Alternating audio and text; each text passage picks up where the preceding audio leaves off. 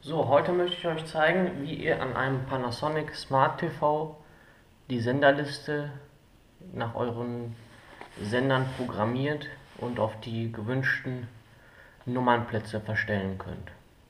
Dazu nehmen wir einmal die Fernbedienung vom Panasonic und drücken auf Menü. So, und dann gehen wir auf Setup runter, bestätigen das.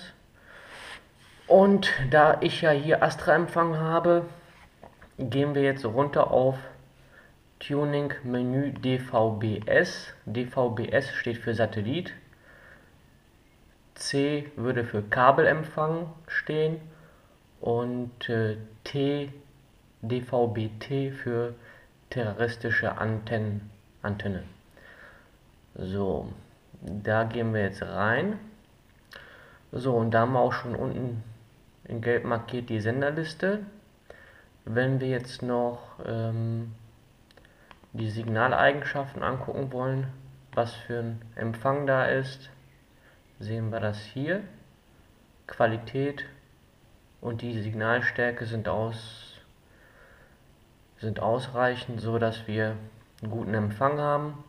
So, und gehen wir mit der Return-Taste wieder zurück. Das war nur eine kleine Info, wie man nachvollziehen kann, ob der Programm gut empfangbar ist, weil manchmal gibt es auch Störungen, vor allem bei den integrierten Receivern in den Fernsehern, und da kann man das nämlich schon mal nachvollziehen, ob die Schüssel richtig eingestellt ist. So, Senderliste aufrufen, draufgehen.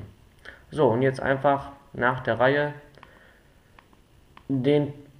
das Programm aussuchen, was man verschieben möchte. Sagen wir mal jetzt hier Pro7 als Beispiel. Einfach draufgehen. Und dann sehen wir schon unten grün steht Schieben. Eine grüne Taste. Die finden wir auch auf der Fernbedienung. Da. So, wenn wir jetzt den Knopf drücken, können wir jetzt die Position eingeben. Das heißt Pro7 zum Beispiel auf 7. Drücken wir jetzt Programm Nummer 7. Bestätigen das Ganze mit der OK-Taste. Und Pro7 ist auf 7 verschoben worden.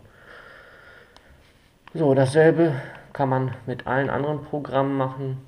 Einfach die komplette Senderliste runterlaufen, sich die Programme aussuchen, die man haben möchte. Die öffentlich-rechtlichen werden ja in HD ausgestrahlt, das heißt, die gibt es auch in digital, aber wenn wir schon die GEZ-Gebühr zahlen, dann können wir auch HD gucken. Also einfach die komplette Senderliste